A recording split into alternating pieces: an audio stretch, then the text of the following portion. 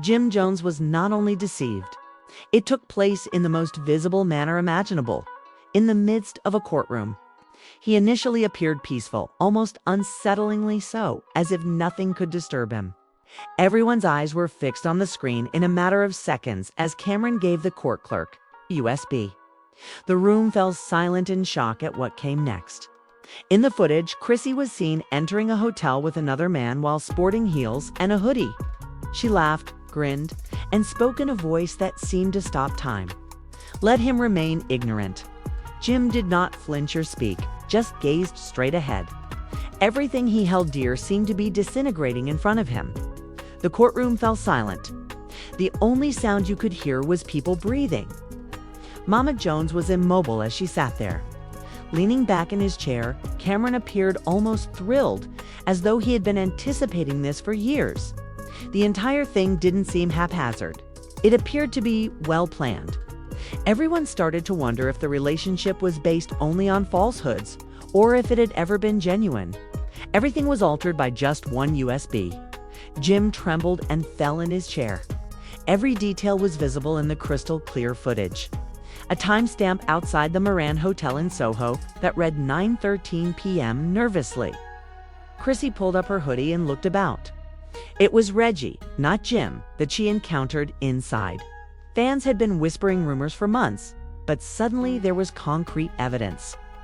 Chrissy had consistently maintained that Reggie was merely a buddy. However, the video presented an entirely different narrative. The atmosphere in the room changed as Camron formally turned over the USB to the court. Jim stood up a little, as if he had anticipated what would happen. However, it was an entirely other sensation to watch it happen on film. Jim still thinks I'm at my cousin's. Chrissy murmured into her phone as she entered the hotel room and glanced back over her shoulder in the video. He's really stupid. That line was a powerful punch. Jim's face was expressionless as Camron leaned back and grinned. His face was fixed in shock. Abruptly, he gripped his chest and fell to the ground. Immediately, chaos broke out. People yelled over each other as security hurried in, followed by EMT. Camron stayed composed, watching everything. But Chrissy froze, seemingly anticipating the response. And that was just the initial 37 seconds. The situation became more intense in the remaining clip. There were 2 wine glasses on a table inside. Laughter flooded the room as gentle music played in the background. Chrissy's voice was distinct. I can finally breathe here. I don't feel stuck in someone else's life when I'm with you. Jim had frequently referred to Chrissy as his entire universe, his air, his everything, so the comments were particularly painful. The treachery was made much more agonizing when she acknowledged that she felt suffocated. Chrissy was aware of the camera, according to later reports. Reggie's acquaintance, who had taken the video, was the owner of the hotel suite. But Chrissy never thought Camron would see the footage. Some believe Camron had an inside link, while others assume Reggie gave it up after Chrissy stopped answering him. In any case, Camron now possessed the last proof and questionable, unambiguous evidence that could not be refuted. Camron utilized the USB as part of a defamation countersuit, according to court records. He asserted that Jim had misrepresented him in a 2022 VH1 meeting. However, everyone who was watching could see that this went beyond legal issues. This was a private matter.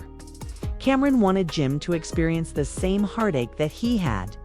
To exacerbate the situation, he made sure Mama Jones was there when it was revealed. She jumped to her feet as Jim fell, screaming at Chrissy, "You lied to my son!" She had to be restrained by security. She was heard yelling into her phone outside the courtroom, "I told Jim she'd destroy him." The trial was put on hold by the court for an hour while Jim's condition was assessed by the medics. Fortunately, it was merely shock rather than a heart attack. However, the story quickly gained popularity online.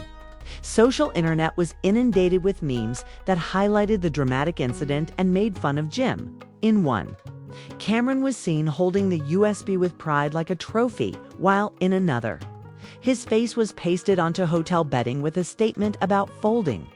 People were unable to quit discussing it. It became evident as the video went on that this was more than simply a cheating scandal. It alluded to something far more significant. One line in the video drew the attention of the district attorney, who asked for a halt.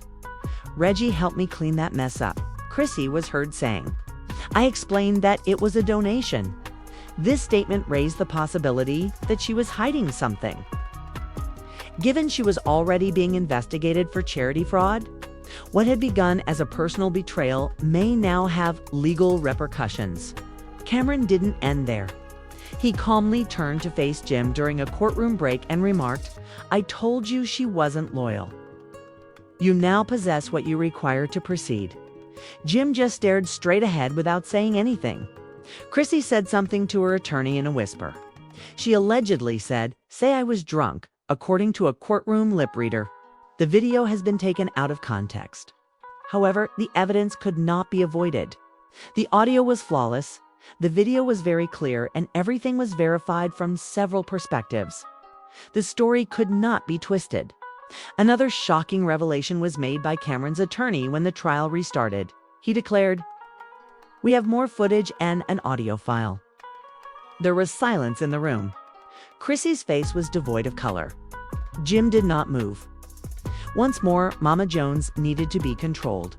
When questioned about the new file, the attorney clarified that it was a voicemail Chrissy had left for Mona Scott 3 weeks prior to the hotel incident. The courtroom was filled with the sound of the voicemail. "Mona, the season will be wrecked if Jim finds out. Camron is also unable to know. Please take care of that hotel video for me." According to Reggie, it was removed. "You assured me." The response came right away. This was more than just proof of dishonesty. It demonstrated that Chrissy was aware that she had been discovered and made a concerted effort to remove the evidence. It was too late when Chrissy's attorney insisted on stopping the audio. The harm had already been done. Even Camron, who had grinned before, suddenly had a solemn expression. The voicemail exposed deceit, premeditation, and other people's potential involvement in order to conceal the truth. Lies, cover-ups, and possible evidence tampering were all part of the scandal, which was obviously bigger than anyone had anticipated. Jim slowly raised his head, looking pallid and vacant. There was nothing left when he looked into Chrissy's eyes. Just numbness, no love, no rage. The lady he had loved and supported in the past suddenly appeared to be a total stranger. Then a different video started.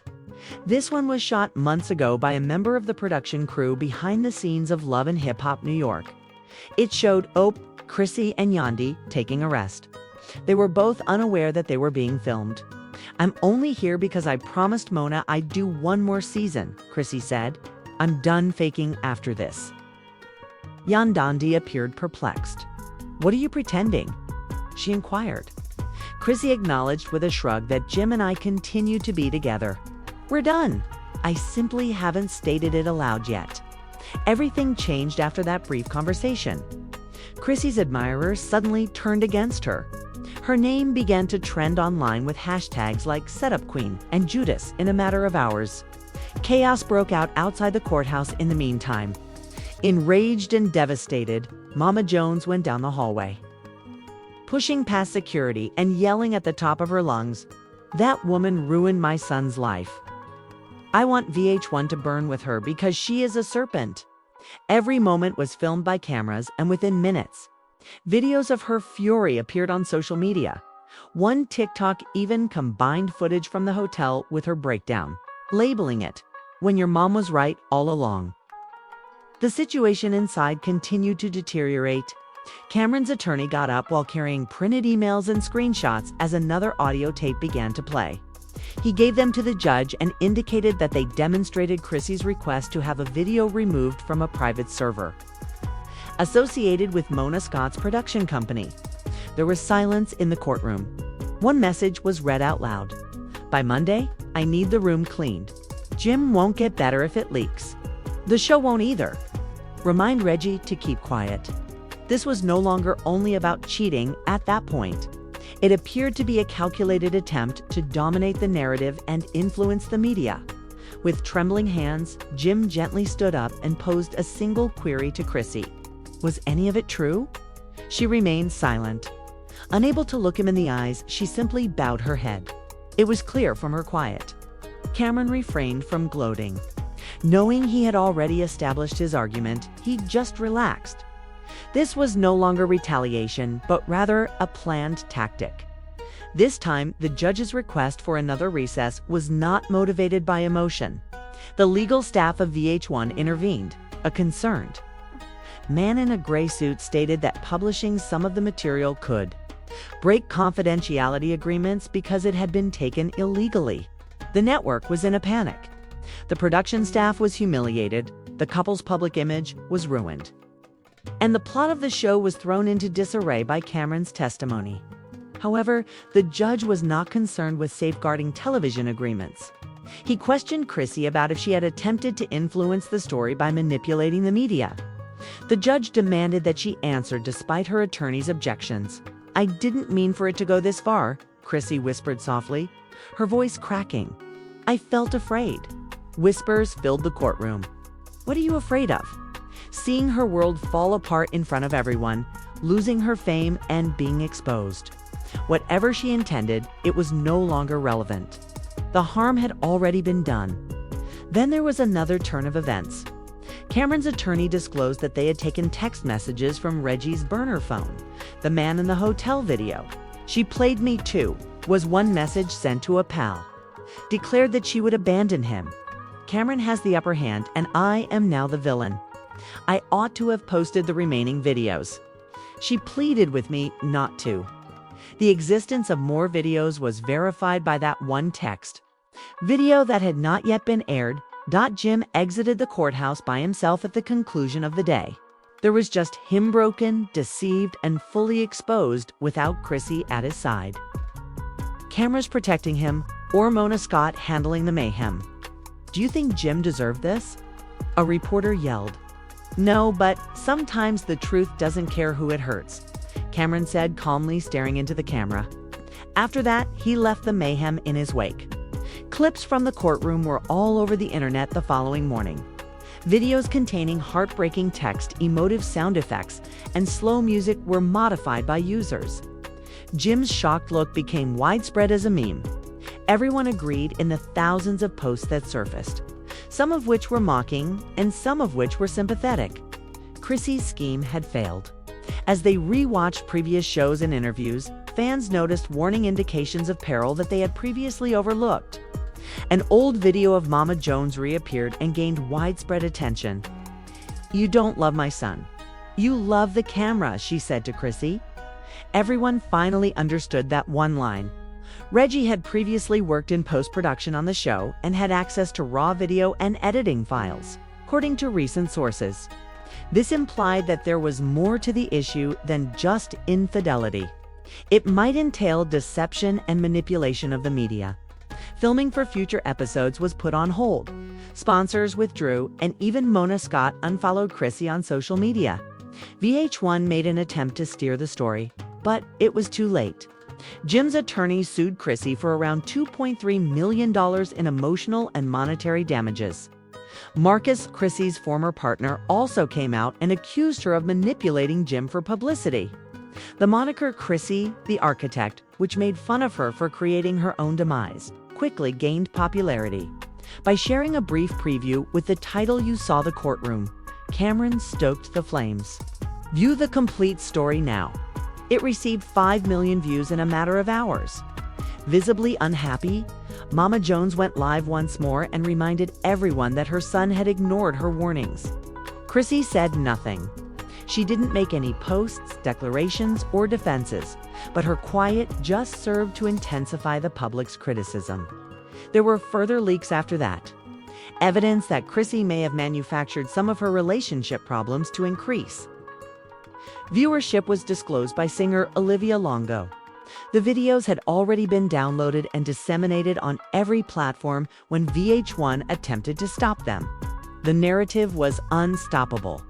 Camron said that he was now the owner of the story and that he had not yet completed it. Jim eventually moved away from the limelight to concentrate on his mental well-being. Lawsuits accumulated, the show was canceled, and reputations were ruined. What had begun as a reality TV love story turned into one of the biggest scandals in the history of hip-hop television. One thing was evident even as the dust fell. This was not the end of the story. The events are still happening, so subscribe to remain informed.